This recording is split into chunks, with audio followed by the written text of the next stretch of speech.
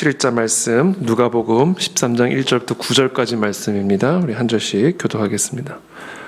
17일자 말씀 저부터 읽겠습니다.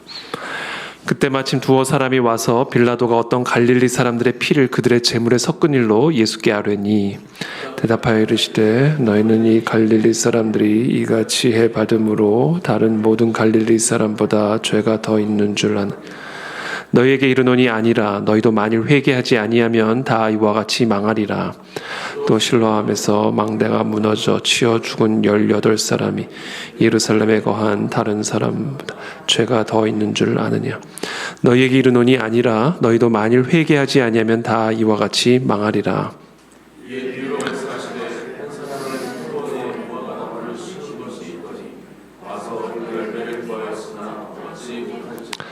포도원 지기에게 이르되 내가 3년을 와서 이 무화과 나무에서 열매를 구하되 얻지 못하니 찍어버리라. 어찌 땅만 버리게 하겠느냐.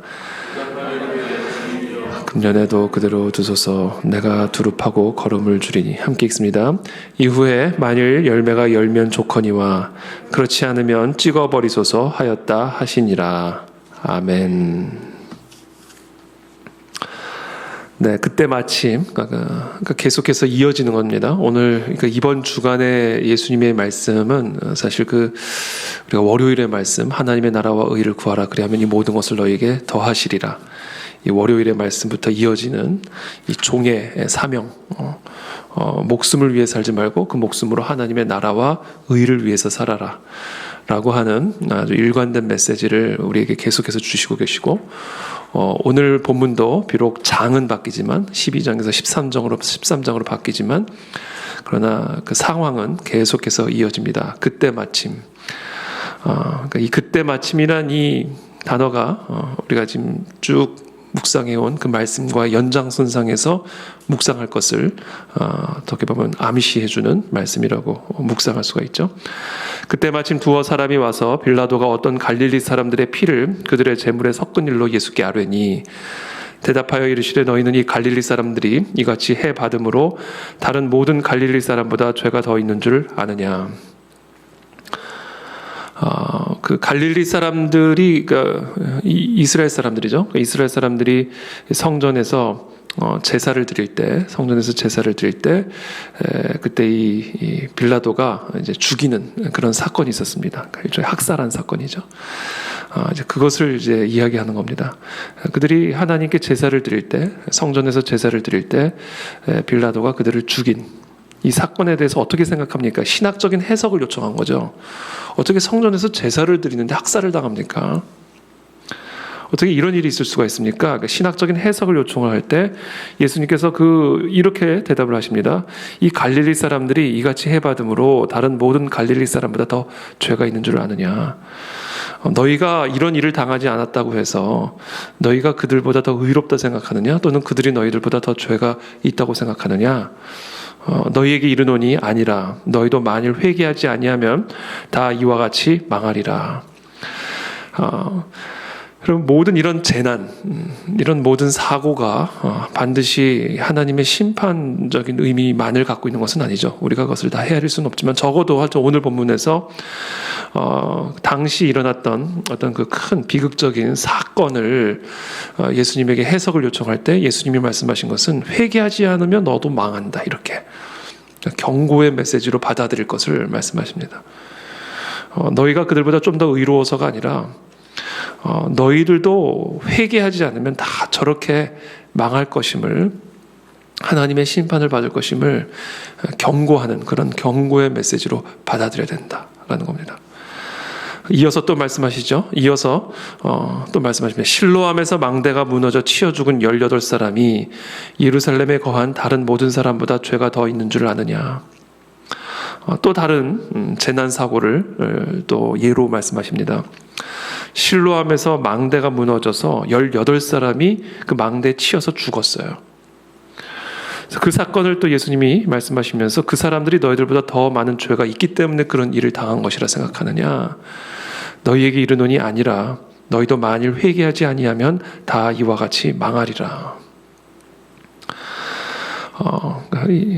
경고의 사인으로 아주 엄중하게 받아들일 것을 두렵고 떨림으로 이 세상에서 일어나는 다양한 종류의 재난 사고들을 바라보면서 우리의 죄를 바라봐야 되고, 우리가 회개하지 않으면 다 저렇게 망할 수 있음을 경고하는 메시지로 받아들여야 할 것을 예수님께서 제자들에게 말씀하고 계십니다.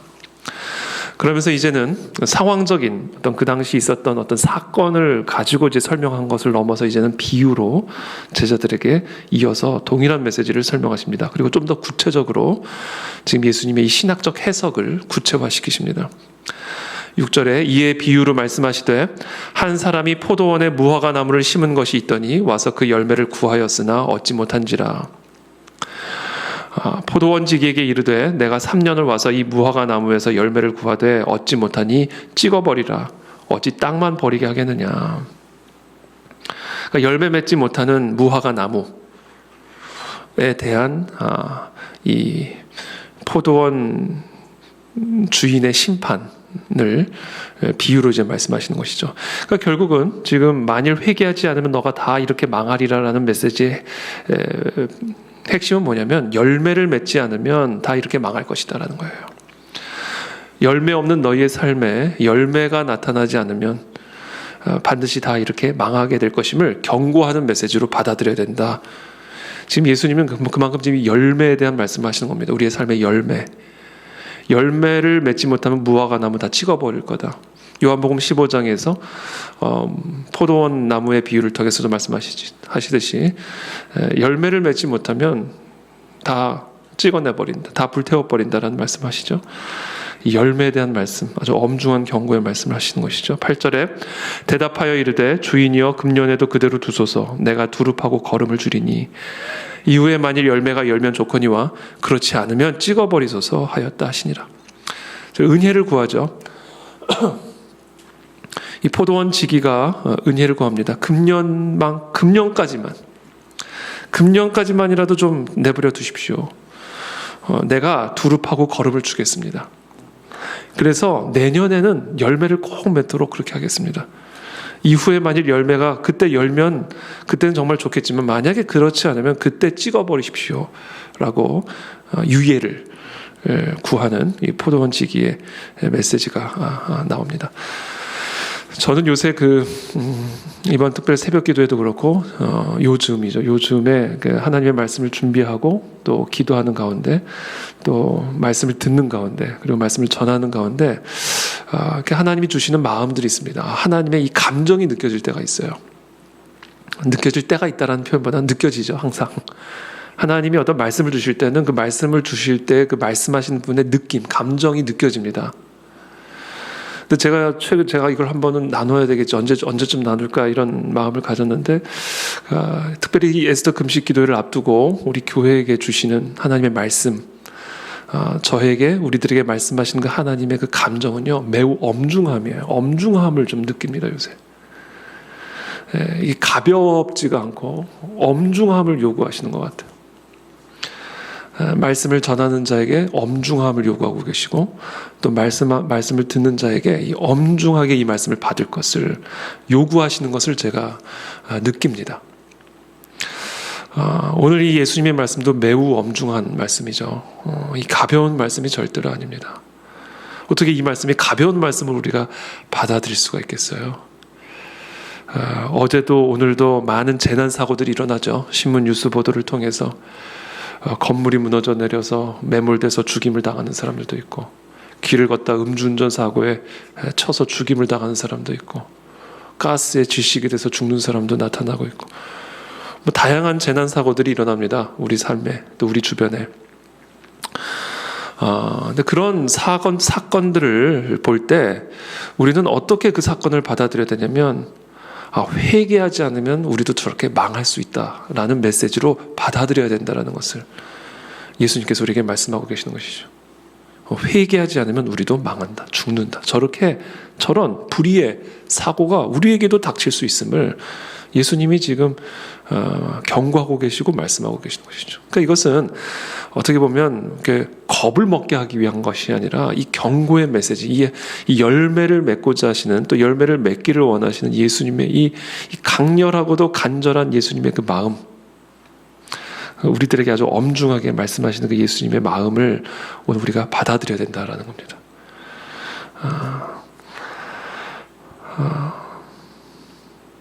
그럼 열매란 무엇일까?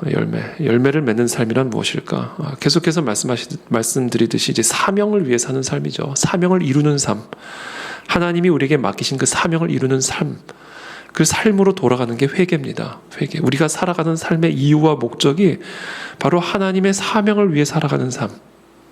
이게 열매 맺는 삶이고, 그게 우리가 살아가는 이유와 목적이고, 그것을 위해 살지 않는다면 살 이유가 없는 것이죠. 하나님의 관점에서는 그렇습니다. 우리의 관점에서는 살아가야 할 이유가 10가지, 100가지가 있을지는 모르지만, 적어도 하나님의 관점에서 봤을 때 내가 보낸 사명을 위해 살지 않는다면 그 사람이 이 땅에 있을 이유가 없는 거예요. 그게 하나님의 관점이다라는 겁니다. 우리는 오늘 이 본문 말씀을 통해서 그와 같은 하나님의 관점을 이해하고 받아들여야 됩니다. 살 이유가 없는 거예요.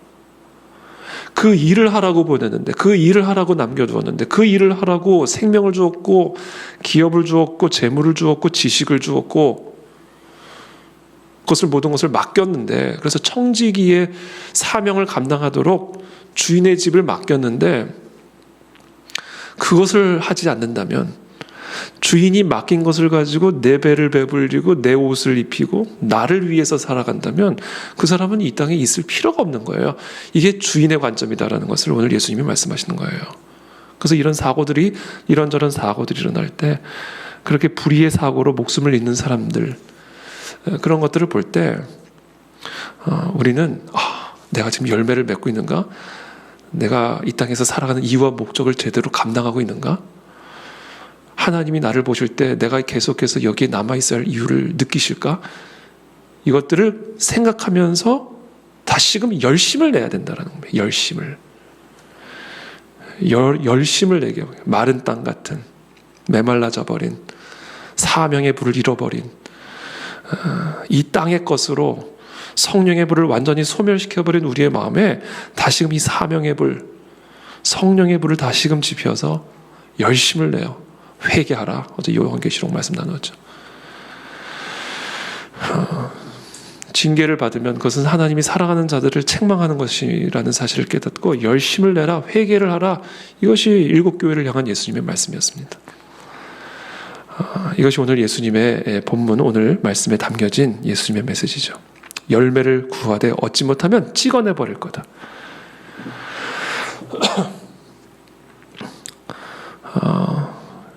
예수님은 우리의 삶의 모든 면에 있어서의 본이 되십니다. 예수님은 우리를 구원하기 위해서 오셨지만 구원받은 자의 모습을 보여주시는 것이죠. 예수님이 이 땅에 오신 목적은 우리를 구원하시기 위함입니다. 죄인된 우리들을 구원하시기 위함일 뿐 아니라 구원받은 우리가 어떻게 살아가야 할지에 대한 완벽한 본으로서 오신 것입니다. 그래서 우리는 예수님을 의지할 뿐 아니라 예수님을 닮아가야 됩니다. 예수님을 믿음으로 구원받아야 할 뿐 아니라 구원받은 우리들은 그 예수님을 따라가야만 합니다. 그때 그 구원은 완성이 되는 것이죠. 그게 온전한 구원입니다. 예수님께서 이 땅에 오신 이유와 목적을 말씀하시죠. 내가 하늘에서 내려온 것은, 하나님이 나를 이 땅에 보내신 것은 내 뜻을 행하려 함이 아니요 나를 보내신 이의 뜻을 행하려 함이니라. 이게 예수님이 이 땅에 오신 목적이고 이유다라는 겁니다. 내 뜻 행하려 온 게 아니다. 나는 나를 보내신 분의 뜻을 행하기 위해 온 것이다. 그렇다면 나를 보내신 아버지의 뜻은 무엇인가? 내 아버지의 뜻은 아들을 보고 믿는 자마다 영생을 얻는 이것이니 마지막 날에 내가 이를 다시 살리리라. 여러분, 이게 예수님께서 이 땅에 오신 이유와 목적입니다. 오병이어의 기적, 소경의 눈을 뜨게 하고 안전뱅이를 일으키고 이 모든 사건을 통해서 결국 예수님께서 궁극적으로 하고자 하셨던 아버지의 뜻은 뭐냐면 예수 그리스도를 믿고 영원한 생명을 얻게 하기 위함이에요. 그게 아버지의 뜻입니다. 그래서 예수님은 그 일을 위해서 이 땅에 오셔서 십자가에서 죽기까지 복종하심으로 우리를 구원하셨죠. 그래서 우리를 하나님의 자녀로 삼으셨습니다. 그리고 이 땅에 교회를 세우셨습니다. 그렇다면 이제 그 교회의 사명은 무엇일까? 그 예수 그리스도의 사명을 이어가는 것, 그 아버지의 뜻, 하나님께서 우리를 구원하신 이유, 하나님께서 이 땅에 교회를 세우신 이유, 하나님께서 우리들에게 이와 같은 생명의 청지기가 되게 하신 그 이유는 그리스도께서 하신 그 뜻을 우리도 이어서 행하게 하시기 위함이에요. 그래서 우리를 그리스도의 몸으로 삼으신 겁니다. 그리스도의 몸은 그리스도의 일을 행하는 것이고 그리스도의 일은 아버지의 뜻이다라는 겁니다. 이게 교회가 존재하는 이유와 목적입니다. 그래서 저는 이번 에스더 금식 기도의 기간을 통해서 주님, 우리의 교회 중심에, 우리 모든 성도님들의 중심에 주님 다시 한번 이 구령의 불, 영혼 구원을 향한 열정의 불을 붙여 주시옵소서. 우리가 살아가는 이유와 목적이 무엇인지, 정말 내가 하나님께서 나를 보내신 그 목적에 부합한 삶을 살아가고 있는지를 두렵고 떨림으로 점검하게 도와주시고, 그 부분에서 진정한 회개가 일어나게 도와주시어서 나를 이 땅에 보내신 그 하나님 아버지의 뜻에 합당한 그 삶으로의 변화, 삶에 합당한 열매들이 우리의 삶을 통해, 우리의 교회를 통해 일어나게 도와주시옵소서. 그와 같은 불이 우리의 심령 속에 다시 한번 지펴지는 그런 에스더 금식 기도의 기간들이 되시기를, 그 안에 진리교회가 되기를 예수 그리스도 이름으로 축복합니다. 함께 기도하겠습니다. 아버지, 시간 기도합니다. 성령 하나님께서 오늘 시간 우리에게 은혜를 베풀어 주시옵소서. 우리의 심령에 다시 한번 구령의 불을 붙여 주시옵소서.